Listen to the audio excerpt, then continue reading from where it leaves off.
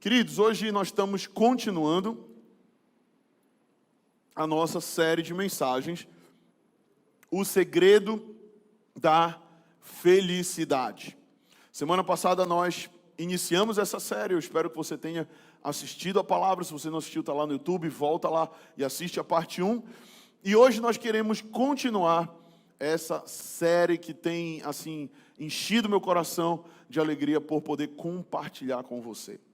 A felicidade é algo que o ser humano tem procurado. Na verdade, séculos e séculos e séculos o ser humano tem buscado ser feliz, tem buscado plenitude de vida. E a gente está vivendo um tempo muito moderno. Nunca antes na história da humanidade houve tanto conforto, tanto avanço na medicina, tanta tecnologia, né, tanta informação como nós temos vivido. Mas embora nós estejamos vivendo tempos assim, ainda assim parece que ainda tem um vácuo, ainda tem um vazio no coração do homem. E muitas vezes nos pegamos sozinhos no nosso quarto, muitas vezes nos pegamos no meio do nosso trabalho, muitas vezes pegamos até mesmo no carro, né, e nós olhamos e falamos, cara, a minha vida está faltando ainda alguma coisa. Parece que existe algo que falta ainda na minha vida. Porque muitas vezes nós queremos alcançar a felicidade, mas nós queremos encontrar isso num caminho curto. Nós queremos muitas vezes encontrar pepitas de ouro em lugares superficiais. Mas a verdade é que tudo que tem valor geralmente está escondido. Diga, tudo que tem valor geralmente está escondido. Tudo que tem valor custa mais caro, sim ou não? Você vai lá no shopping, você tem o relógio de R$10, acho que no shopping nem tem relógio de R$10. Você vai no camelô da esquina, tem um relógio de R$10, e você vai no shopping, tem um relógio de R$1.000.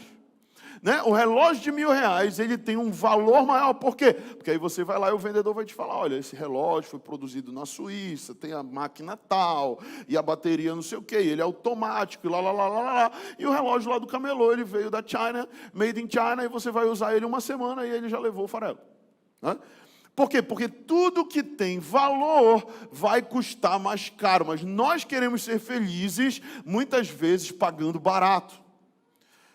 Eu não sei se você está entendendo aqui a analogia que eu estou fazendo, mas muitas vezes nós queremos satisfação, alegria e felicidade em lugares superficiais.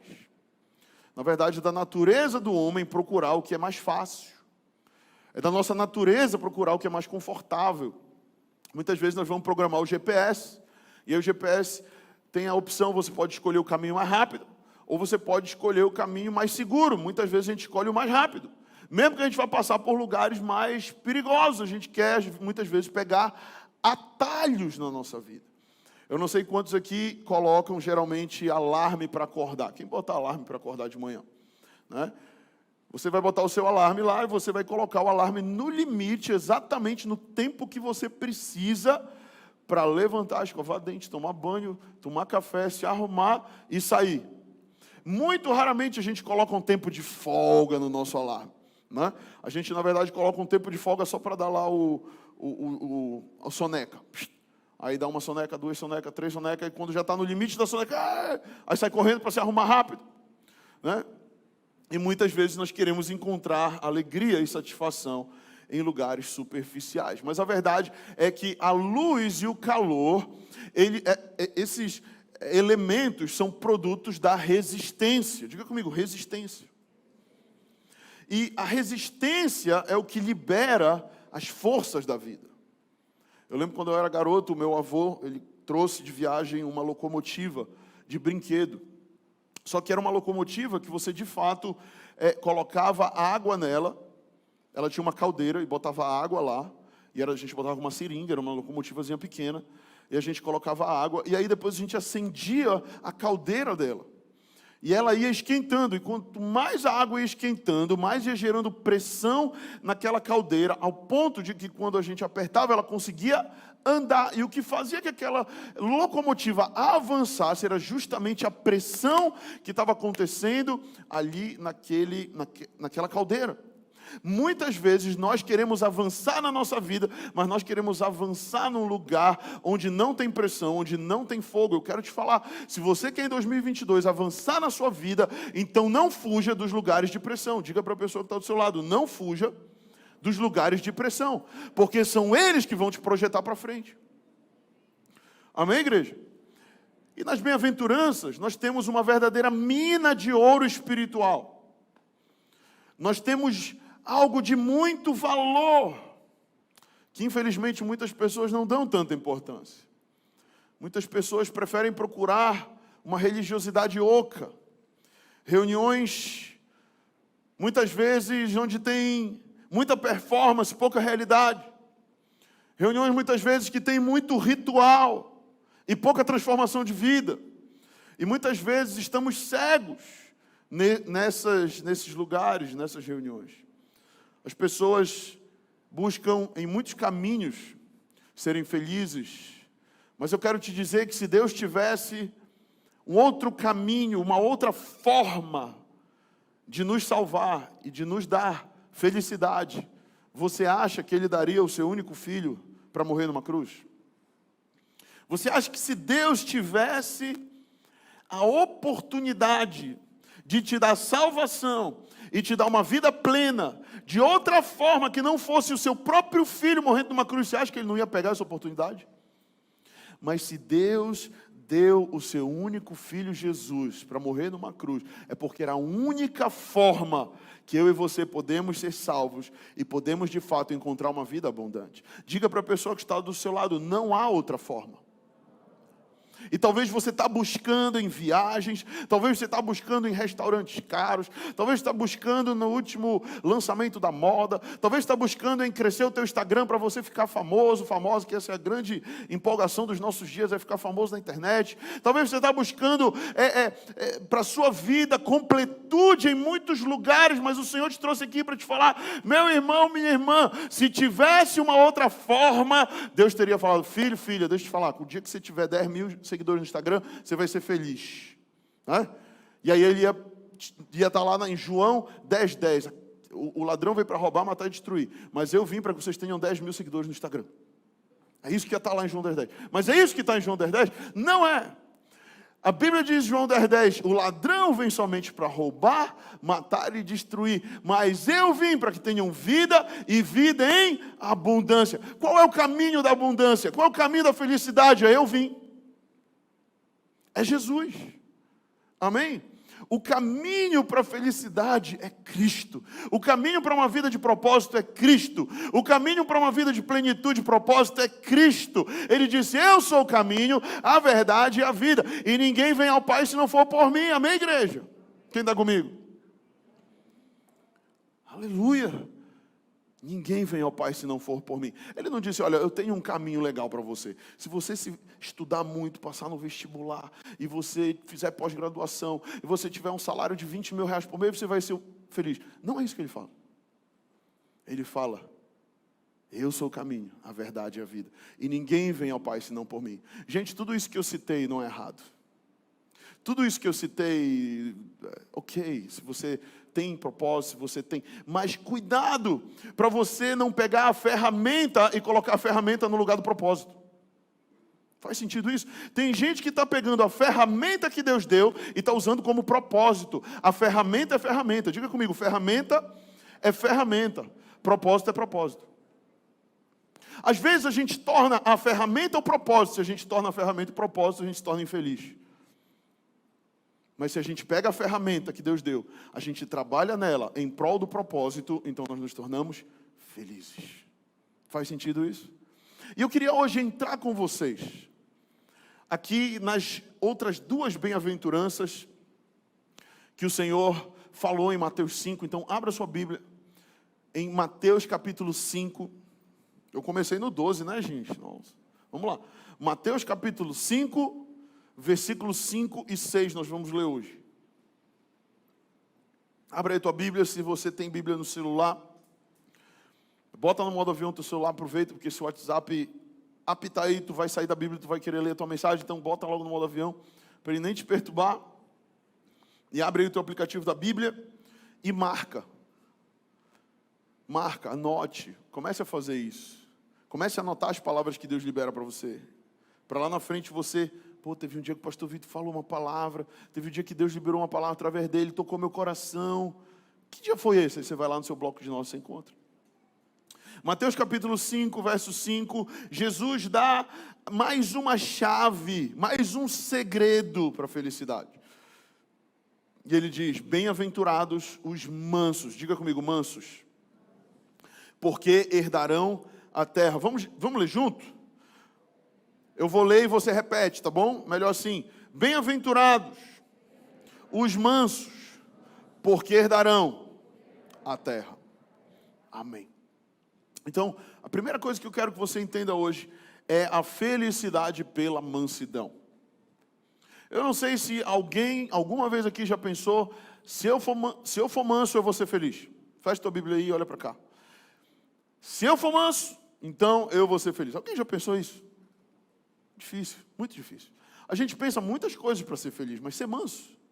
Na verdade, a gente é ensinado na nossa infância que nós não devemos ser mansos. Na verdade, muitas vezes nós somos ensinados pelos nossos pais que as pessoas que alcançam sucesso, as pessoas que alcançam proeminência na vida, são as pessoas que são agressivas. São as que mais estudam, são as que mais se preparam, são as que mais, trabalham, são as mais violentas nas coisas da vida, né?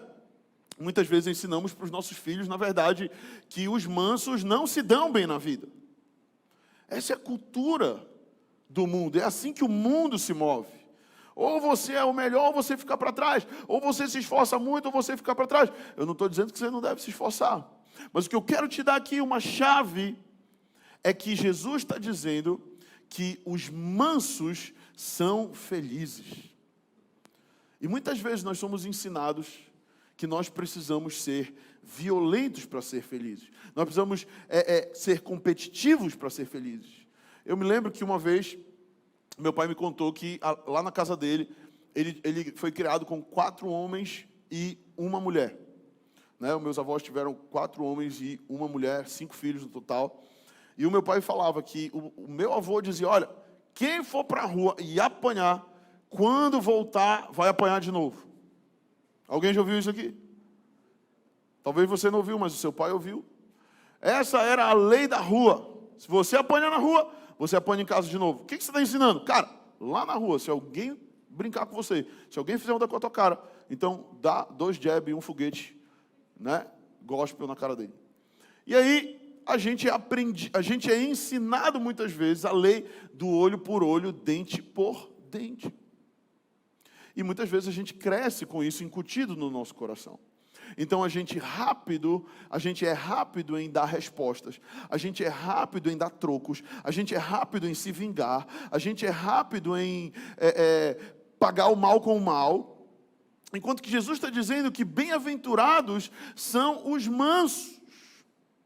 Felizes são os mansos. Eu me lembro quando eu estava uma vez nesse meu processo de conversão, né? E o processo de conversão é um processo de mudança de mentalidade. Eu tinha nascido de novo, a minha mente estava sendo mudada. E aí eu me lembro que eu estava no carro dirigindo, aí veio um motociclista, né? Aqui do meu lado, e eu não vi, ele estava no meu ponto cego do retrovisor. Eu peguei, joguei o carro para o lado, para passar de uma faixa para outra. E aí o cara, mano, eu só não bati o cara porque ele realmente foi muito MacGyver, ele puxou para o lado.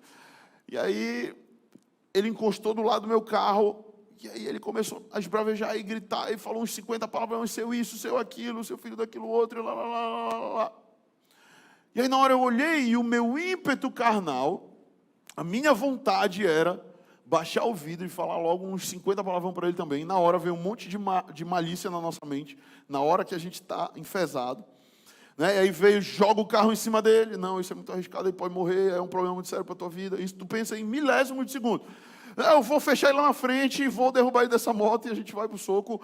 Né? E naquela hora eu estava numa luta interna entre carne e espírito. Isso no meu processo de conversão. Mas naquela hora eu compreendi que felizes são os mansos. E aí eu baixei o vidro e eu virei para ele e falei, cara, me perdoa. eu não te vi. Velho, na hora que eu falei isso para aquele cara, ele estava sem capacete, obviamente, né? E aí ele vira, ele olha assim, tipo, ele não esperava essa minha reação. Ele com certeza esperava que eu fosse ter uma outra reação. Ele com certeza esperava que eu fosse brigar com ele, jogar mais um palavrão, ou mostrar o dedo para ele, alguma coisa assim. Mas ele não esperava que eu fosse retribuir o mal que ele me deu com o bem. E eu sei que isso parece algo muito simples, mas na prática não é tão fácil de viver. Provérbios 15:1 diz: a resposta branda desvia o furor, mas a palavra dura suscita a ira. A resposta branda desvia a raiva. A resposta tranquila desvia o ódio do outro, né? Mas a palavra dura suscita a ira. Muitas vezes a tua esposa vem de lá e aí ela fala, porque tu fez isso e aquilo outro.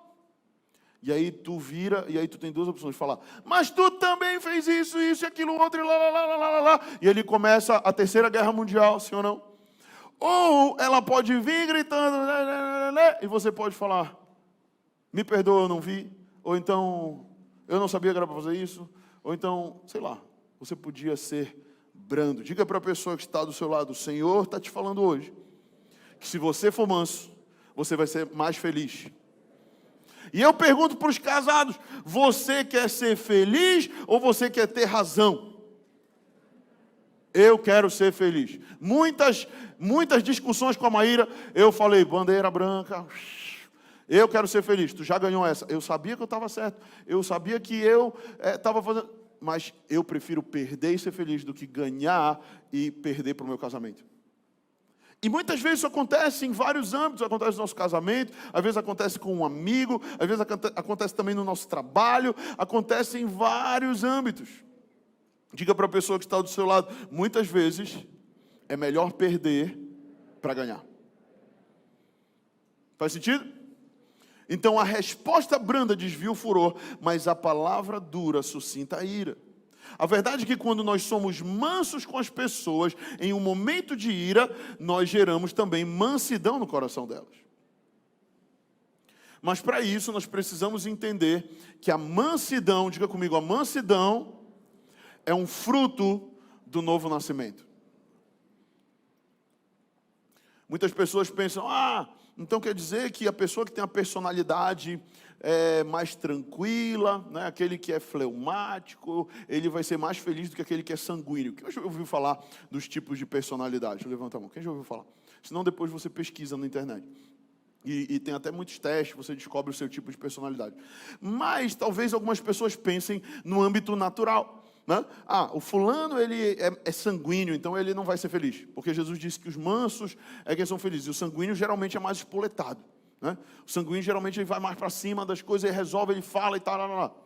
Mas essa mansidão que Jesus está falando não é uma mansidão natural, é uma mansidão espiritual gerada pelo novo nascimento. E nós precisamos entender isso. Eu vou dar alguns exemplos bíblicos para você. Moisés, quem conhece Moisés? Um grande líder, né? O libertador do povo de Deus. Ele está indo no deserto para Canaã e tudo mais. Mas antes disso, quando ele ainda era jovem, a Bíblia diz que ele entra numa briga com um egípcio e ele mata o egípcio. Moisés, ele é conhecido como um líder muito bom e manso, mas no seu passado, antes dele estar vivendo o propósito de Deus, ele tem um erro muito grande, ele mata um egípcio por uma questão banal, por uma besteira. Eles têm uma discussão em relação a povo e tal, e aí ele fica com raiva e mata o egípcio e depois foge. Em outro momento, Moisés já está com o povo lá no deserto, e aí Moisés, a Bíblia diz que ele subia ao monte, né, para falar com Deus, e quando ele descia, seu rosto resplandecia, né, e tudo mais, cheio de glória de Deus. E numa dessas subidas, Moisés vai lá, eu vou mostrar mais ou menos como foi. Moisés sobe lá, no monte, e aí ele decide ouvir Deus. Ele ouve Deus, e aí Deus entrega para ele a tábua dos 10 mandamentos. Aí ele desce de lá, e ele chega lá com o povo, galera, seguinte, Deus falou comigo, tem uma nova revelação para vocês. Tá aqui a tábua. E aí o povo estava fazendo o quê? Adorando um bezerro de ouro. Adorando um ser criado pelo próprio homem. Um ser feito de ouro, derretido, e fizeram um bezerro. E aí eles estão ali adorando aquele bezerro. E a Bíblia diz que Moisés fica com muita raiva. E ele pega as tábuas da lei, e ele taca as tábuas da lei, pá, no chão, e quebra as tábuas da lei. E o que eu quero que você entenda é que Moisés foi manso, mas não pela sua natureza. Outro exemplo é Pedro. Pedro é um cara que foi o apóstolo, né? O grande apóstolo que continuou a obra de Jesus, aquele que teve a revelação: tu és o Cristo, o Filho do Deus vivo. Jesus fala para ele: não foi carne nem sangue que te revelaram, mas o Espírito. E ele depois entrega a chave do céu e fala: olha, o que tu ligares na terra será ligado no céu, e vice-versa. Pedro, esse cara é incrível. Aí Jesus está numa situação de risco. Quando Jesus vai ser preso, Judas dá o famoso beijo da traição. E aí um soldado chamado Malcom pega Jesus.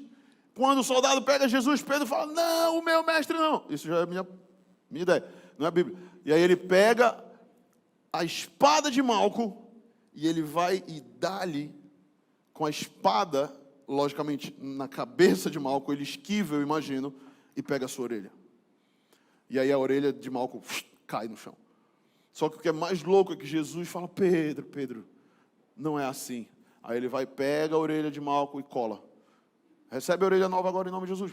E aí ele recebe a sua orelha de volta e Jesus cola a orelha de Malcom. E depois Jesus se entrega para o martírio, né, para a morte de cruz. E muitas vezes a gente olha: uau, Pedro andou sobre as águas, Pedro fez isso, Pedro fez aquilo. Mas a verdade é que tudo aquilo que Pedro viveu também não era uma mansidão natural, mas foi uma mansidão dada pelo Senhor. Na verdade, a gente vê bem um Pedro diferente antes do Espírito Santo e depois de receber o Pentecoste. E o último exemplo é Paulo.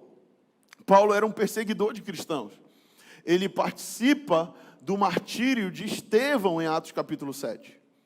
A gente vê Paulo lá, na época ainda era chamado Saulo, a galera apedrejando Estevão, um dos discípulos dos apóstolos, e ele tacando pedra. Estevão olha para o céu e fala: Deus, perdoa-lhes, eles não sabem o que fazem, imitando o seu mestre, imitando Jesus.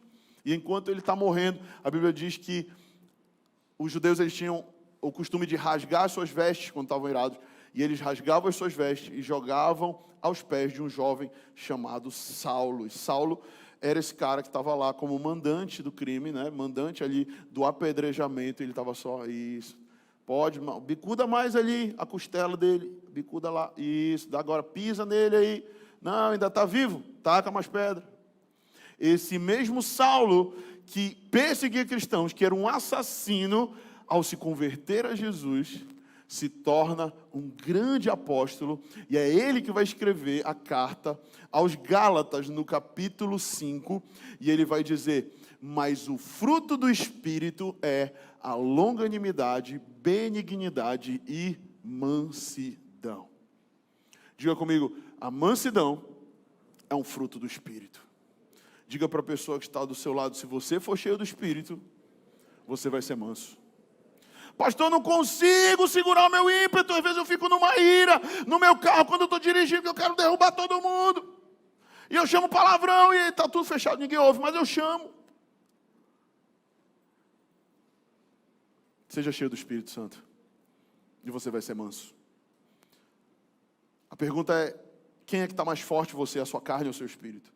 Se a sua carne estiver mais forte que o seu espírito, de fato a mansidão vai ser difícil. Mas se você for cheio do Espírito, se você tiver uma vida com Deus, se você tiver uma vida onde você está alimentando o seu espírito, então você vai vencer a sua carne e você vai se tornar alguém manso. Amém, igreja? Vamos continuar aqui. Jesus disse: vinde a mim, todos que estão cansados e sobrecarregados, e eu vos aliviarei. Aprendei de mim, porque sou manso e humilde de coração. Jesus, ele carrega mansidão e humildade. Então eu quero te falar que pelo Espírito nós podemos ser verdadeiramente mansos. Eu quero te falar: você talvez é meio espoletado, né? Então, se você é assim, eu quero te falar, seja cheio do Espírito. E você vai vencer a sua carne e você vai ser manso. Amém? Mas você também precisa entender que mansidão, diga comigo, mansidão não é complacência. Muitas pessoas acham que ser manso é aceitar tudo. Não é? O fulano é crente, né? Ele aceita tudo. Muitas pessoas acham que ser manso é deixar ser pisoteado pelos outros. É uma pessoa desprovida de opinião. É uma pessoa desprovida, né, de personalidade.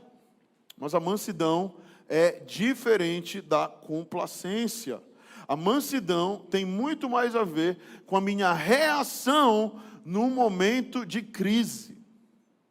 Como é que eu reajo nos momentos de crise? Ser manso é saber conter o ímpeto de agressão, de vingança, de dar o troco que a carne muitas vezes nos pede.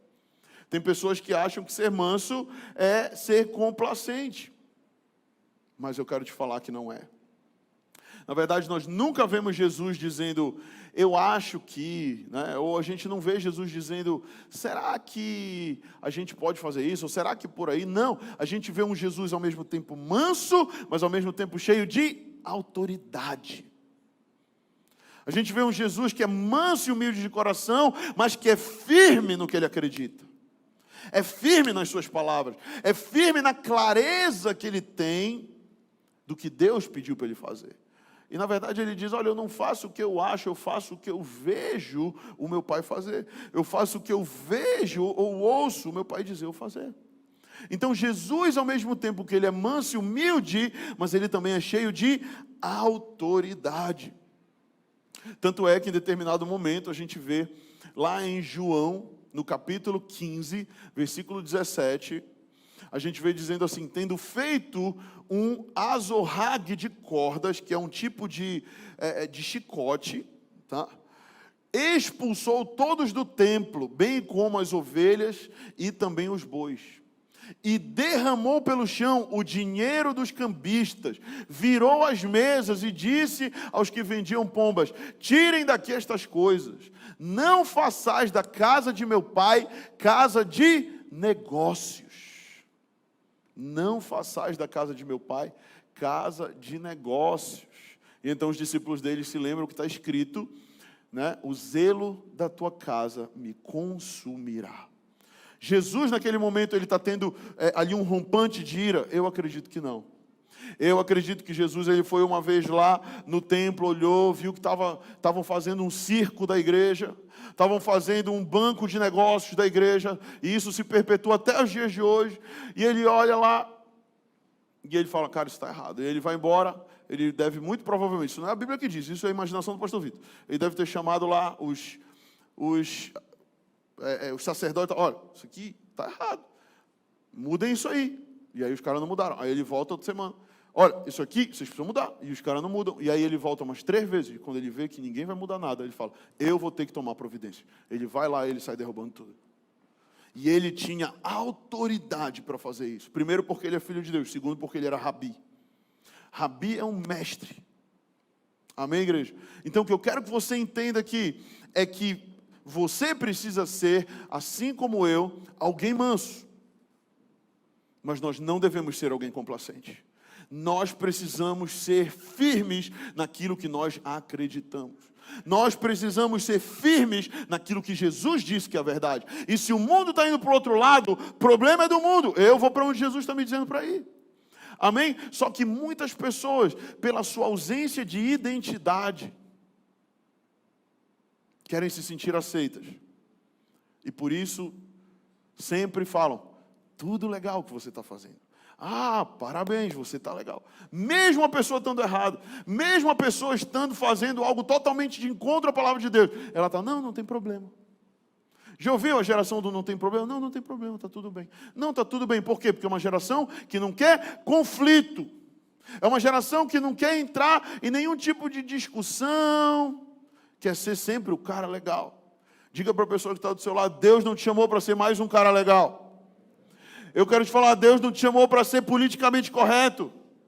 Porque essa geração é a geração do politicamente correto, mas também é uma das gerações mais hipócritas que eu já vi. Deus nos chamou para nós vivermos a verdade, e a verdade está na palavra de Deus. E eu quero te falar que homens e mulheres morreram por causa dessa palavra. Morreram porque se posicionaram, eram mansos e humildes de coração, mas batiam no peito e falavam: eu não abro mão da mensagem do Evangelho, eu não abro mão daquilo que o meu Senhor me entregou, e se eu tiver de morrer, eu vou morrer, mas eu vou morrer agarrado na palavra do meu Mestre. Eu posso ouvir um amém? Quem está comigo aí? Dê uma salva de palmas para Jesus. Aleluia. E último lugar, ser manso é ser puro de coração. Diga comigo, ser manso é ser puro de coração. Se você está com a sua Bíblia, abre aí em Mateus capítulo 10, esse é um outro versículo chave. Mateus capítulo 10, verso 16. Mateus 10, 16.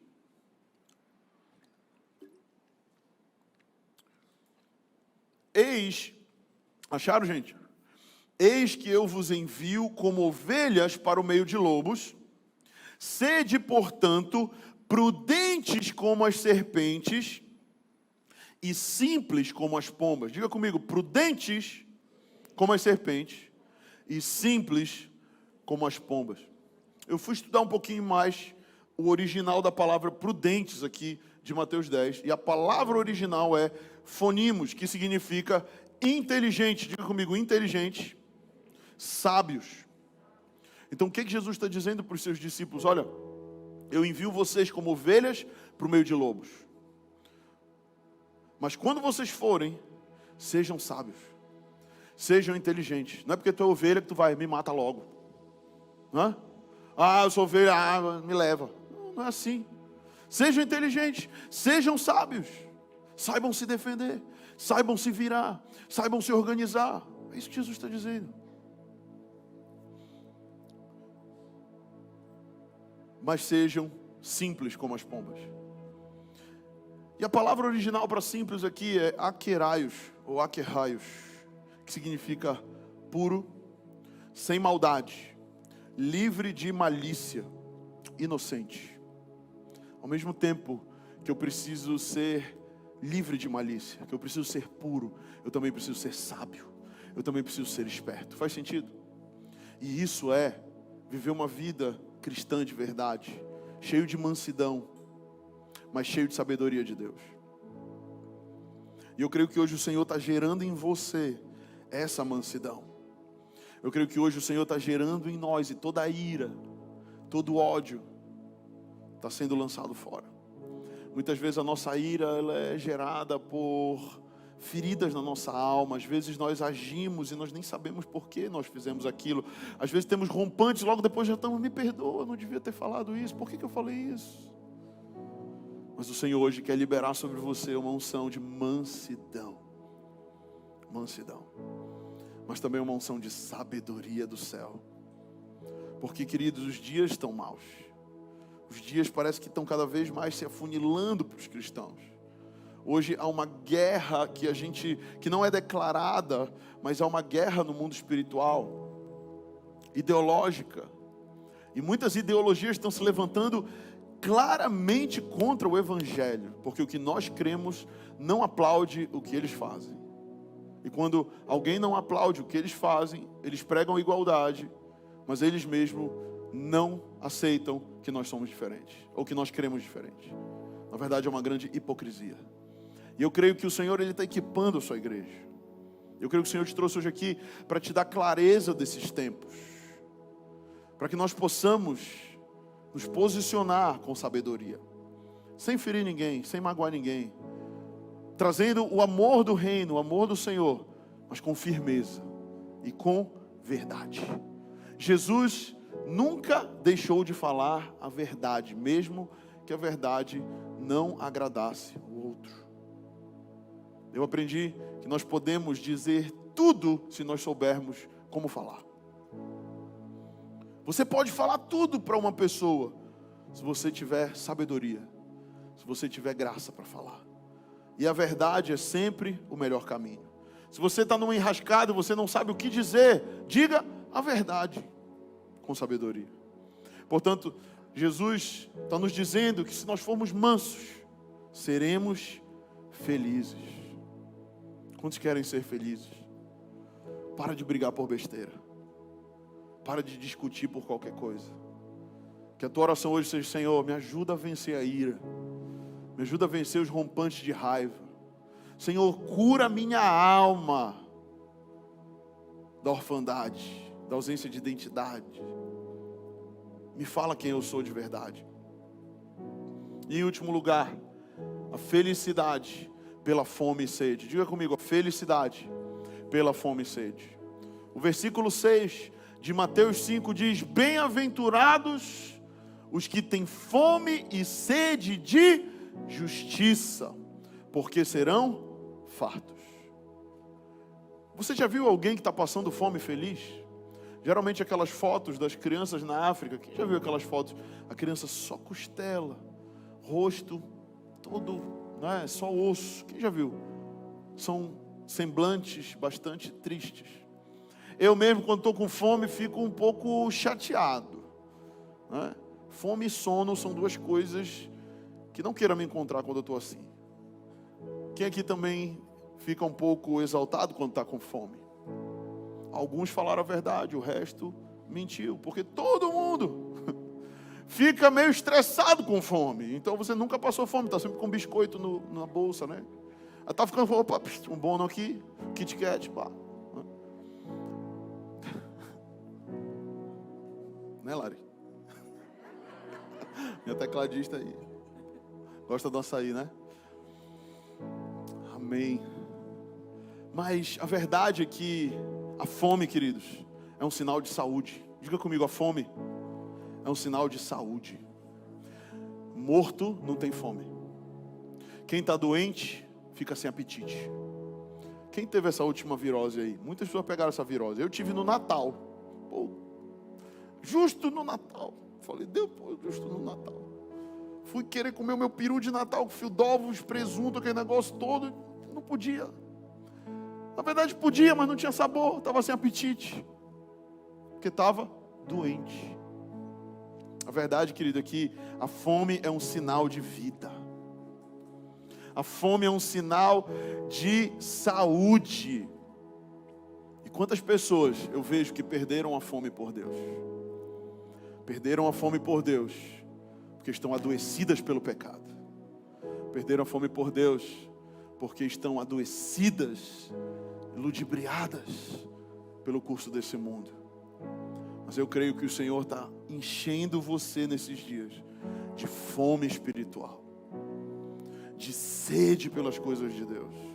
O Wesley, ao ministrar, falou que Jesus é o pão da vida, e todo aquele que vai a Ele não sentirá fome. Ele disse: venham a mim, todos que têm fome, porque serão saciados. Ele mesmo disse que Ele é o pão que desceu do céu, e aquele que comer dele nunca mais terá fome. O pão da vida está aqui, Jesus está aqui, e Ele quer saciar a sua fome. E é por isso que Ele diz: felizes são os que têm fome, porque os que têm fome procuram o pão da vida, que é Jesus Cristo. Ele não está falando de uma fome terrena, Ele está falando de uma fome, uma sede de justiça. E Ele promete que seremos fartos. Mas muitas vezes o prazer pelo pecado nos anula de nós realmente termos essa fome por Deus. Paulo teve um cooperador chamado Demas. Quem aqui já ouviu falar de Demas na Bíblia? Levanta a mão. Poucas pessoas. Sabe por que poucas pessoas ouviram falar de Demas? Porque Demas só é citado 3 vezes na palavra. 2 vezes cita-se o nome dele, e 1 vez conta-se a história dele em um versículo. E o versículo é 2 Timóteo, capítulo 4, versículo 10. Que diz: porque Demas, tendo amado o presente século, me abandonou e se foi para Tessalônica. Demas era discípulo de Paulo. Demas era como Timóteo, poderia ter se tornado um cara que marcou a história, como Paulo marcou, como Timóteo marcou. Mas Paulo disse que Demas, tendo amado o presente século, abandonou a obra de Deus, abandonou as coisas do Senhor e foi para um lugar longe, e foi para outro lugar. Eu não sei se você já ouviu aquelas pessoas que têm um grande potencial, né? Geralmente nas famílias tem aquela pessoa, poxa, o fulano, ele é jovem, mas ele tem um grande potencial. O Beltrano, ele tem um grande potencial. E é muito bom ter um grande potencial, mas é tão triste quando a pessoa, ela tem um grande potencial, mas ela é sempre só um potencial. Ela nunca alcança o seu máximo, ela sempre é um potencial. Demas era esse potencial, mas que no meio do caminho preferiu o presente século, preferiu as ideologias, preferiu a cultura caída do homem, preferiu os prazeres da carne e foi embora e deixou Paulo. A Bíblia poderia ter sido escrita 1 Demas e 2 Demas, mas não é 1 Timóteo, 2 Timóteo, porque Timóteo foi fiel. E Paulo escreve para ele dizendo: Timóteo, meu filho na fé. Tamanha era a intimidade de Paulo com Timóteo. Meu filho na fé, ele chamava. Mas Demas preferiu ir por outro caminho. O que eu quero te falar é que todos nós estamos diante de dois caminhos. Todos nós podemos ter fome por Deus. E quanto mais nós comemos das coisas de Deus, mais fome nós temos. Porque o reino de Deus é assim. Quanto mais eu como da palavra, mais fome eu tenho da palavra. Quanto mais eu como de oração, mais eu tenho fome de oração. Quanto mais eu participo de uma reunião como essa, mais fome eu tenho de reunião. Por quê? Porque a fé vem pelo ouvir e ouvir a palavra de Deus. Quanto mais eu ouço, mais fé eu tenho. Diga para a pessoa que está do seu lado: a tua fé é um músculo. Se você exercita a fé, ela cresce. Mas se você não exercita, ela diminui, ela atrofia. Quer ver? Jesus disse: olha, se a tua fé for do tamanho de um grão de mostarda, ou seja, o grão de mostarda é o menor dos grãos. Isso significa que a tua fé pode ser do tamanho do grão de mostarda, pode ser um pouco maior como um açaí, ou pode ser como de bacuri, ou de abacate. Se você exercitar, a fé cresce. Se você come, mais fome você tem. Essa é a verdade do reino. E é por isso que ele diz: bem-aventurados os que têm fome e sede. Felizes os que têm fome e sede pelas coisas de Deus. Felizes aqueles que têm fome e sede pela justiça. Ei, buscai, pois, em primeiro lugar o meu reino e a sua justiça, e todas as outras coisas vos serão acrescentadas. Se eu busco o reino, as outras coisas são acrescentadas, e eu sou feliz. Amém, igreja? Aleluia. Aleluia. É muito triste quando Demas se desvia e deixa as coisas de Deus. Mas eu creio que hoje Deus está sacudindo algumas pessoas e falando: cara, volta. Cara, não seja como Demas, volta. Eu continuo tendo um plano, eu continuo tendo um projeto, eu continuo tendo sonhos para você, eu continuo. Agora não seja mais um potencial. Pega esse potencial que eu coloquei no teu colo, que eu te dei, e desenvolve esse potencial. E desenvolve o que eu coloquei na tua vida. E desenvolve a fé que eu botei no teu coração, diz o Senhor. Amém, igreja? Fique de pé e aplauda Jesus bem forte.